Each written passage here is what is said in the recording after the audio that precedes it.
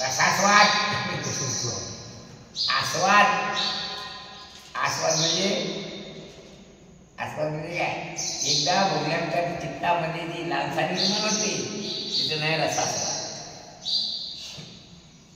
एकदा साखर खाल्ल्यानंतर गोळीबद्दल जी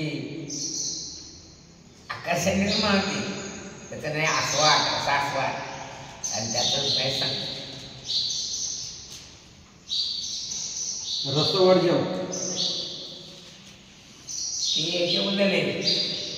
निराहार वेळी बाह्य सोडी विषय साधक पण आतील नसते गोडी, ती आतली गोडी आहे त्याचं नाव सांगतो. काय पुढे म्हणून असं एकदा किंवा आणखी गोष्ट आपल्याला समजते आपण चुकीचं काम करणार, पण तो असे लक्षात घेतो आपण चुकीचं काम तर करतो पण आपलं कोणी पाहणार नाही. म्हणजे ज्याच्या करता कोणी आपल्याला पाहू नये ते जो मूळ मुद्दा आहे त्याचं नाव आहे संग. तो काय करतो, लोक आपली निंदा काय करतो घरात असं पाहतो नाही, बाहेरच्या दिसत याच्या दिसत बाहेर त्याचं नाव काय आहे आणि तो संकल्प बाधक आहे खरं. काय बाधक आहे म्हणून संघ सर्वात मनात काय सर्व प्रकारचा संघ त्याचे गेल्यानं काही होत नाही पण मनात झाल्यानं फार नुकसान होते. काय ते शंकराचार्य असं म्हणतात, साधू ने लड्डू खा लिया लेकिन ऐसा नहीं हुआ. कैसा हुआ? लड्डू ने साधू को खा लिया. त्याचा अर्थ काय?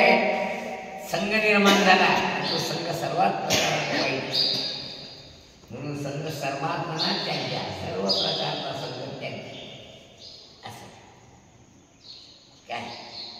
एकदा गेला राधेच्या घरी, म्हणाले काय म्हणणे, ए बरा हे भाजी घेऊन जा. विकस काय म्हणजे राधेनं भाजी दिली, पोळी दिली असं काही वाद नाही, याने खाली याचं काही वाद नाही, पण त्याच्या मनामध्ये जे आकर्षण निर्माण झालं पुढच्या वेळेला न मागता तुझ्या घरी गेला.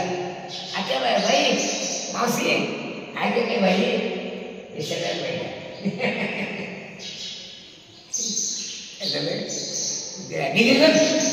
त्याचा पडकला बोला निघितून म्हणणं काय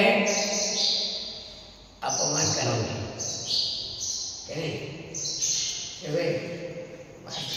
पुढे त्याचं नाव सांग पुढे. आणि अनुभवातून ज्ञान मिळत आहे. जर आपण खाल्ल्याविना जर आपण ढेकर देत असेल तर ते ढेकर व्यर्थ आहे असं म्हणून केलं. इतक्यानं ज्ञान झालं नाही. जो साक्षात वस्तूशी नेत्रवृत्तीचा संबंध होऊन जे ज्ञान होते त्याचं नाही प्रत्यक्ष ज्ञान, त्याचंच नाही. त्याला काय म्हणतात? प्रत्यक्ष ज्ञान, अपरोक्ष ज्ञान. आणि शब्द पाठ करून झालेलं ज्ञान त्याला परोक्ष ज्ञान. ज्ञानाचे प्रकार दोन, एक परोक्ष ज्ञान, अपरोक्ष ज्ञान. त्या अपरोक्ष ज्ञानाला प्रत्यक्ष ज्ञान म्हणतात. नेत्रवृत्तीचा विषयाशी संबंध होऊन जे ज्ञान होते त्याला काय म्हणतात? अपरोक्ष ज्ञान, प्रत्यक्ष ज्ञान. मग हे ज्ञान संसार धर्माचा नाश करणार, हे ज्ञान जीवनमुक्त अवस्था देणार आहे. या ज्ञानाने काय आत्माज्ञानाची म्हणजे आत्मस्वरूप अज्ञानाची समूनिवृत्ती होते. मग हे ज्ञान कसं आहे? अतिशय महाग आहे, आलत्या भरतीला भेटत. या ज्ञानासाठी ज्ञानामृत थोडं थोडं याच्यासाठी गरज आहे. जन्मजन्मांतर याच्यासाठी यावं पुढे. आणि पतीविना पुत्रप्राप्ती होणे हे व्यर्थ आहे, निंदनीय आहे. ते झाले तर लोक आपले त्याच्या पुढचं आहे पाप आहे. नाही म्हणून गुरुकृपेविना जर आपण कोणतेही ज्ञान संपादन केलं तर सर्व प्रकारे ज्ञान व्यर्थ आहे.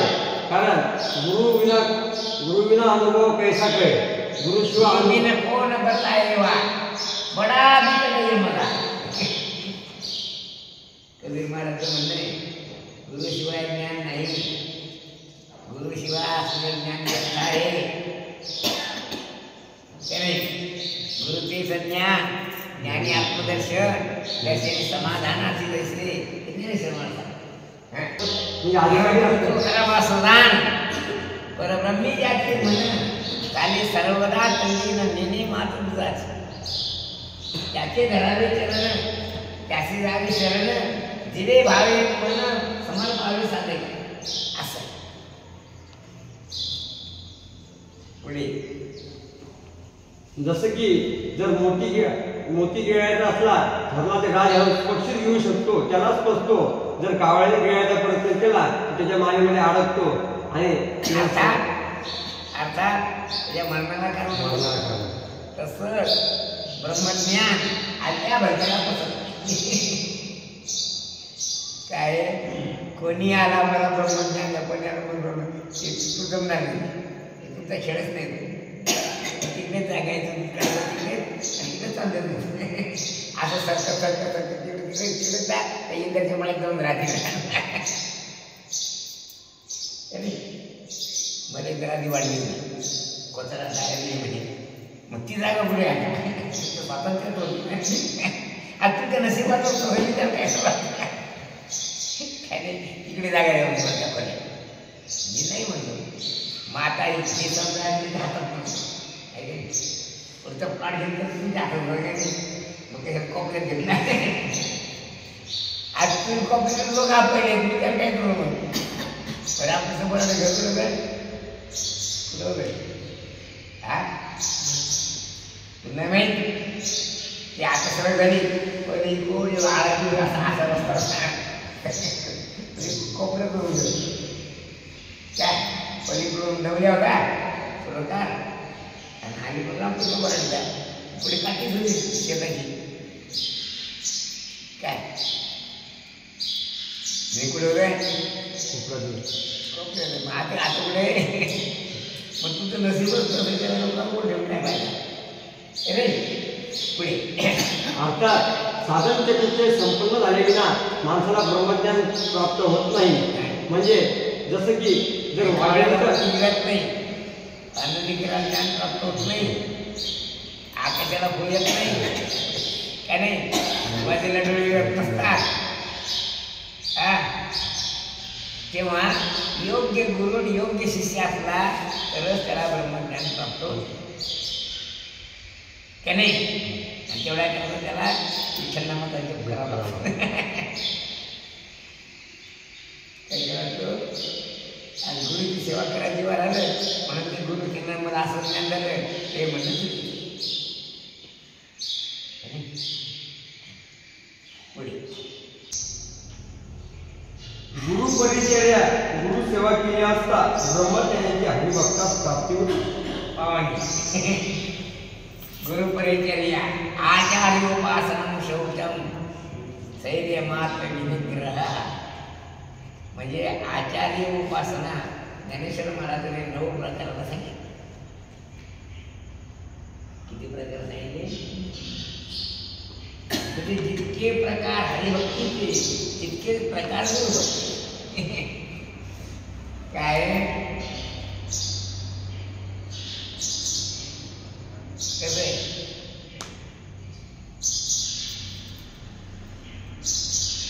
जितके प्रकार हरिभक्ती किती प्रकार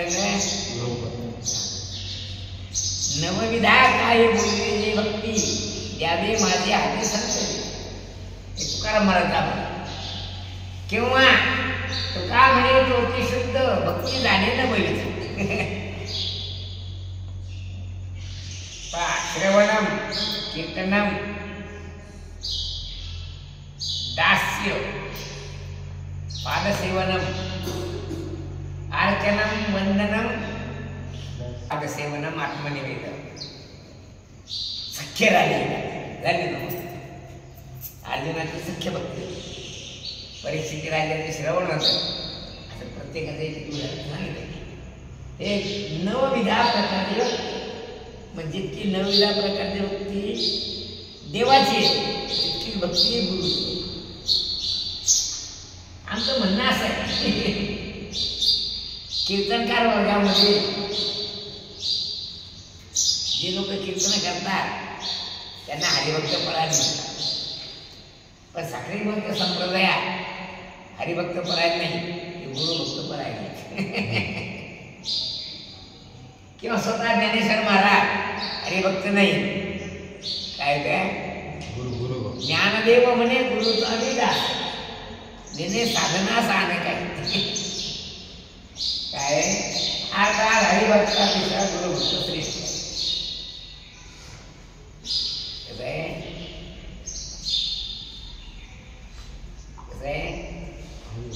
अर्थात गुरुपरिचर्या केल्या विना, गुरु सेवा केल्या विना कोणालाही ब्रह्मज्ञान होत नाही झालं. पुढे आणि गुरुसेवा केल्यानंतर ज्ञान होते, त्याचं श्रेय फक्त ज्ञान. नाव काय नाही, कच्चे ज्ञानाचे पण कच्चे ज्ञानाचे म्हणजे खुचर म्हणजे आश्रमात राहायचं नाही, आवजाव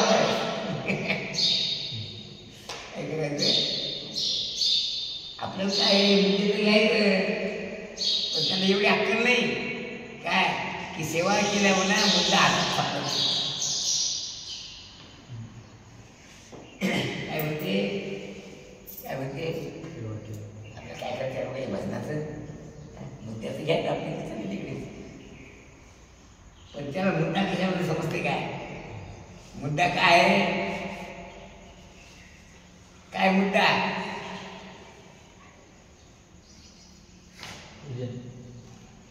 मुद्दा आहे ब्रह्मज्ञान. काय पण हे ब्रह्मज्ञान गुरुसेवा केल्या विना प्राप्त होत. नवनाथ ग्रंथ वाचा, एकेका नाथाने 12 वर्षापर्यंत तपश्चर्या केल्या. किती आता साधने विना सत्य प्राप्त होत नाही हा सिद्धांत आहे. कसं आहे, आता ही गाडी नेतात, शाळा शिकवतील जातात, त्यांना वाटते मुद्द्याच आहे, अरे गदड्या मुद्द्याच आहे, काय माहिती त्याला टाकली होती आपला. त्यामुळे त्यांना संतुष्टी प्राप्त होती. काय कसं आहे, संतुष्टी प्राप्त होणं, संतोष प्राप्त होणं याचं नाव जीवनाचं सार्थक. काय तू पाहणार आहे आता पियुष 12वी नाही, समाधान आहे काय, काय कर्तव्यता संपली काय, आणि कर्तव्यता नाही तोवरी संपली तोवरी राहिली काळ सत्ता. मृत्यू नाही गेला नाही म्हणजे काय वेळ शेवटी शेकी हाय बारया, शेवटी जे वासना आहे ती शिल्लकच आहे. काय गेली वासना, गेली काय शिल्लकच आहे. आणि जो पण वासना शिल्लक आहे तो पण त्याला बंधन आहे, तो बद्ध पुरुष काय. म्हणून तत्वज्ञान, मनोनाश आणि वासनाक्षय हे मुक्तीचे 3 मार्ग शिल्लक आहेत. काय झालंय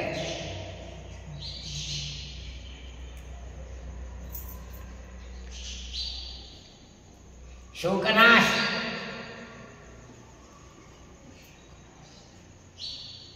मृत्यूचं उल्लंघन, आत्मस्वरूपद प्राप्ती शिल्लकच आहे. मग काय मिळवलं, काय मिळवलं, मृत्यू नाही गेला मिळवले काय मिळवलं, क्या लाया कुछ नाही, कहाँ गए थे बोले कहाँ नहीं. काय झालं शेवटी बदली गणपती बदली असं जरा पूर्व पात्र दैवयोग आहे. भिका वराडीची माहिती राख. काय मिळवलं? काय मिळवलं? फक्त राधी मिळाली. आमच्या बरोबर होता त्या लोकांना डुकलं बरोबर आहे. मग ते चार द्यायला भेटलं काय? भजन म्हणते काय? नाही. विवेक वैराग्य श्रवणाची साधन संपत्ती मोक्षता हे काय आहे का त्यातलं? काहीच. मग आमच्याजवळ राहून मिळवलं काय? गाडी मिळाली आणि तिची बहीण पैसा मिळाला. याच्यापेक्षा काय भेटलं? स्त्री आणि धन यापेक्षा काय भेटलं? की जे नाशिवंत आहे. तुकाराम महाराज म्हणे, तुका म्हणे कार्य नाशिवंतासाठी देवासरे तुझी पडी असे. मिळवलं काय? कसं झालं? कमळाच्या तळी बेडूक जैसा. मग त्या कमळाच्या फक्त वास येणार आहे. राहणार कुठे? बेडूक कुठे राहतो? कमळाच्या तळी. आणि मग त्या कमळाचा वास येईल की नाही? मग ते काय खाणार नाही?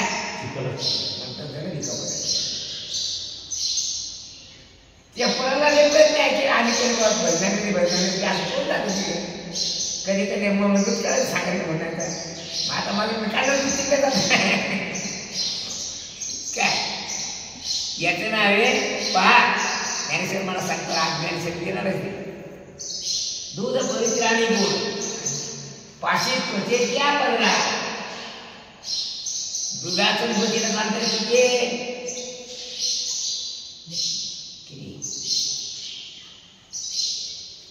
क्वचित कुठे जातो? गायचं असताना. दूध कुठे जाते? आणि त्या बकेट असेल तर तुला अंतर किती आहे?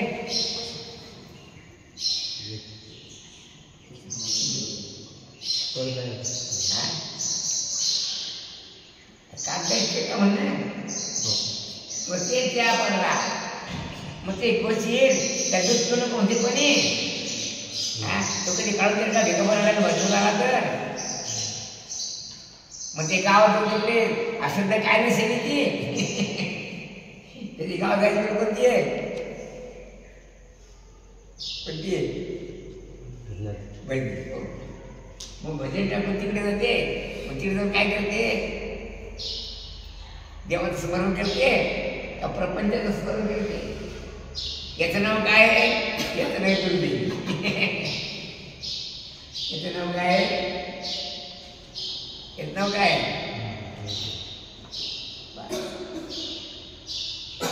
कमलकंदा आणि दडुरी नांदून त्याची घरी काय सांगा?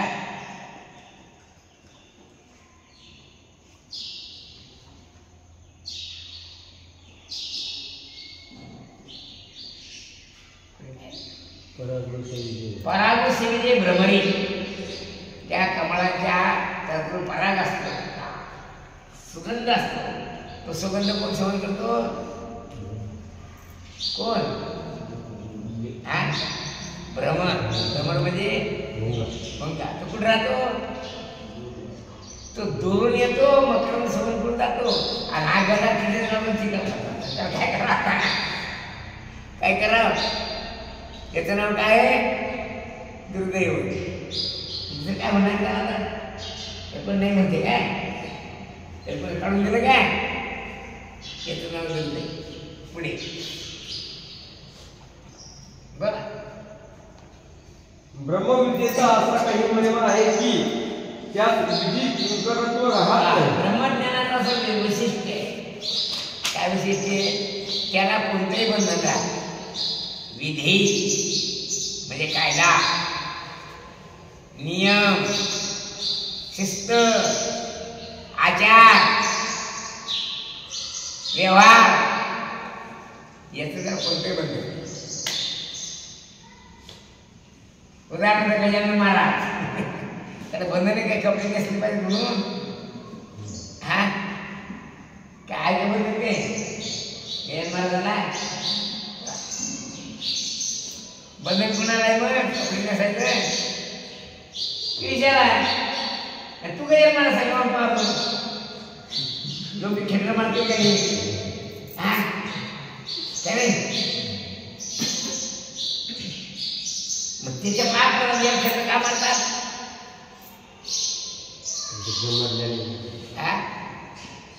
ब्रह्मज्ञान सांगायचं पण आपण होतो तिकडे काय तुम्ही करायचं मला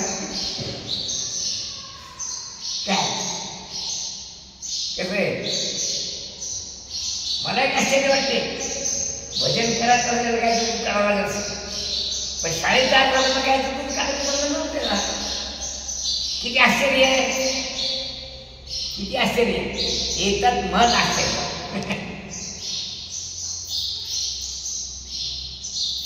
काय फार असते एक गोष्ट तरी ब्रह्मज्ञानाचा महिमा असा आहे त्याला कोणतंही म्हणत आमच्याकडे गंमत एकदा शेगावच्या लोकांनी गजानन महाराजांना आग्रह केला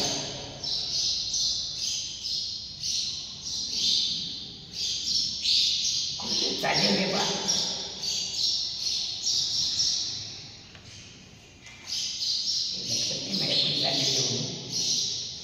पंढरपूरला चालले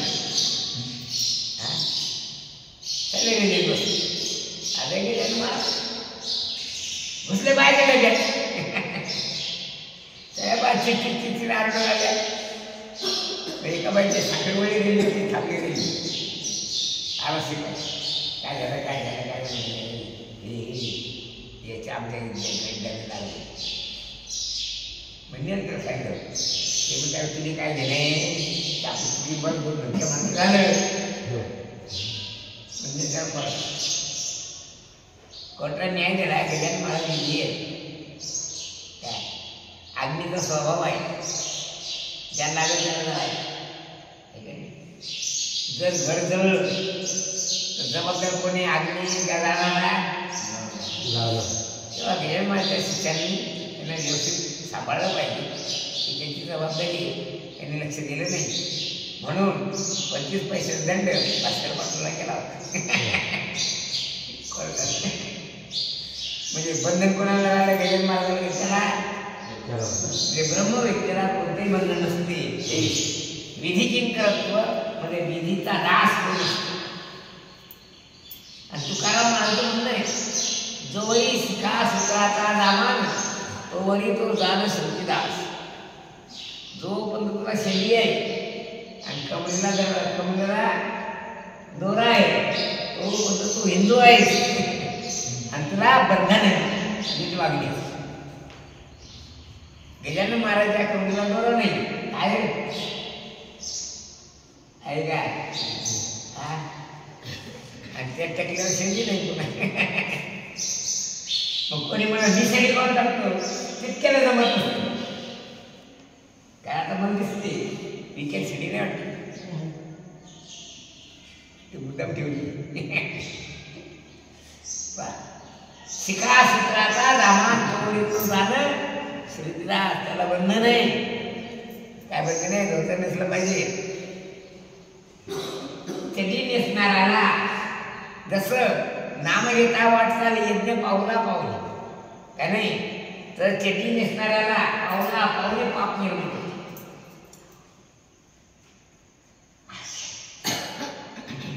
म्हणून या पोरांना पाप होऊ नये म्हणून आम्ही त्या धाकानं का होईना छडीच्या धाकानं का होईना धोतर नेसायचं कारण जसं भगवंताचं नाम घेता येणार असेल त्याला दिंडी तर पावला पावली कोटी कोटी यज्ञ नित्य जाता नेम एक आहे नाम जपता घडी हे एकनाथ महाराज म्हणले काय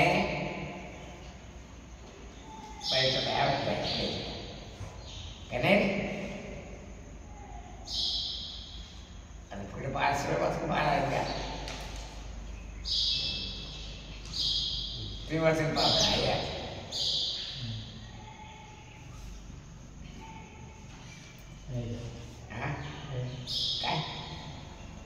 हरिपाठ झाले हो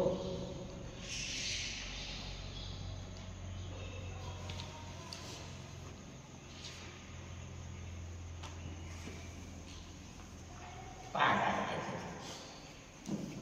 तसं धोतर न नेसत जर तो रस्त्यावर चालला एका पावला गणित त्याला काय होते तेवढे पाप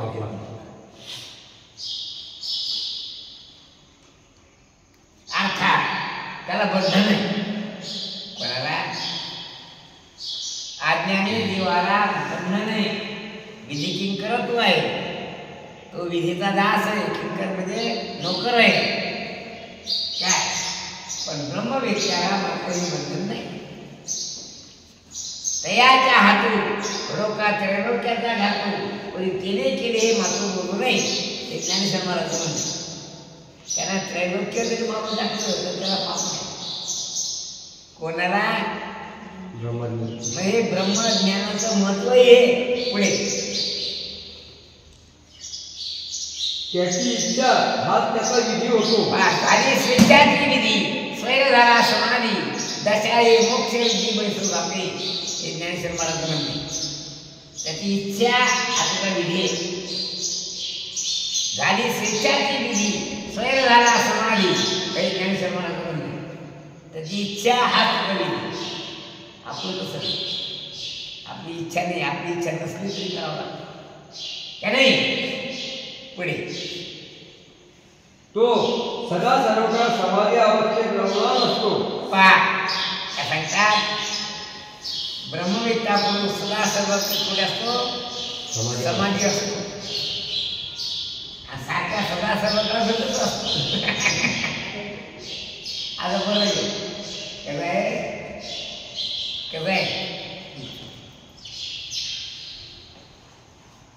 आत्मा त्वं गिरजामति सहचरा प्राणा शरीरं पूजा ते विविधोपभोग रचना निग्रह समाधि स्थिती त्याचा विषय भोग भोगणे ही त्याची पूजा आहे कोणाची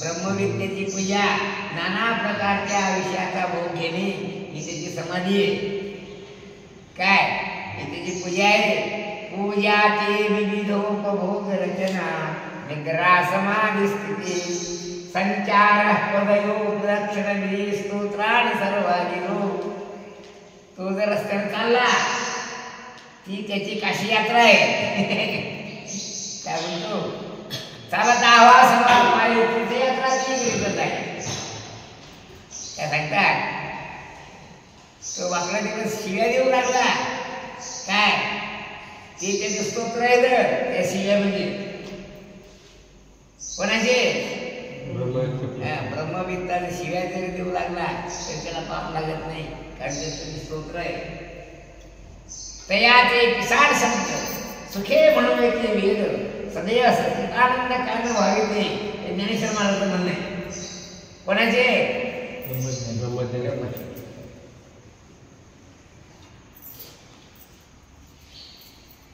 निद्रा समाधी स्थिती तो तर झोपला त्याची समाधी सारख्या भजन करू लागला तरी सुद्धा ती झोप आहे आता फरक आहे कारण जास्त खाल्लेलं ना आता नाही पण झोपत कारण आता खातच नाही तो भजन जागरण खाते असं नाही मोक्ष वृद्धी त्याची आसन होत असते हो ना त्याने स्वेच्छाची विधी स्वेर झाला समाधी दशाई मोक्ष वृद्धी बैसोगापी अर्थात ब्रह्मवेत्ता स्वतः ब्रह्मरूप तो श्रुती शास्त्र वेदांत त्या ब्रह्मवेत्त्याचे वर्णन करतात दुसऱ्याचं नाही श्रुती म्हणजे उपनिषद शास्त्र म्हणजे 6 शास्त्र काय चौविधी जाणं साईशास्त्री कारण हे सगळे जण त्याचं वर्णन करतात कोणाचं त्या ब्रह्मविद्येचं पुढे पुराणे सुद्धा ब्रह्मविद्येची वाखाणली 18 पुराण सुद्धा त्याचं वर्णन करतात कोणाचं ब्रह्मविद्येचं मग तस्मात योगी भवानी म्हणून आम्ही म्हणतो तुम्ही ब्रह्मविज्ञानी व्हा तर काय करा कारण ते कपाळ त्या तिकडेच पळा वाटते मागून काय करा कारण त्या कपाळात जाईल काय कारण त्याने क्षेत्र व क्षेत्रज्ञ क्षेत्र कशाला म्हणतात इदम शरीरम कौंतेय क्षेत्र विधीयते क्षेत्रज्ञ कशा म्हणतात? जो या क्षेत्राचे सर्व कोणी असेल त्याचं नाव क्षेत्रज्ञ. क्षेत्रज्ञ याचा ठाव याचं मूळ काय हे त्यानं मानलेलं आहे. अर्थात तो स्वयं स्वतः अंगानच बनवता जाईल. हेच क्षेत्रज्ञाचा ठाव आहे, ठिकाण आहे. इथं जाणला तो अंगानं ब्रह्मरूप असं विशेष. याची आतून ज्ञान प्राप्त केले आहे. तो स्वयं स्वतः पांडुरंग झालेला आहे. श्री भगवंतांना म्हणतात श्री विठ्ठलाच्या बळाने सारे विश्व पांडुरंगमय केलेले आहे. आदौ ब्रह्मास्मि उदिते खल्विदं ब्रह्म पश्चात्. अगोदर ब्रह्मज्ञान होते तेव्हा त्याला जे जे दिसे जन झाले ब्रह्म. किंवा काय जे जे दृष्टी दिसे ते आहे पूजा धारण जगत असे नाही. पूजेची करायची गरज नाही त्याला. कारण काय तो स्वतः ब्रह्मरूप झाला, सगळ्या जगाला ब्रह्मरूप. अर्थात आत्मौपम्येन सर्वत्र समं पश्यति. काय झालंय म्हणजे तो जसा ब्रह्मरूप जसा सगळ्या जगाला तो ब्रह्मरूप पाहतो. याचं नाव आहे आत्मौपम्य बुद्धी. झाला सवाल आठवण पंढरी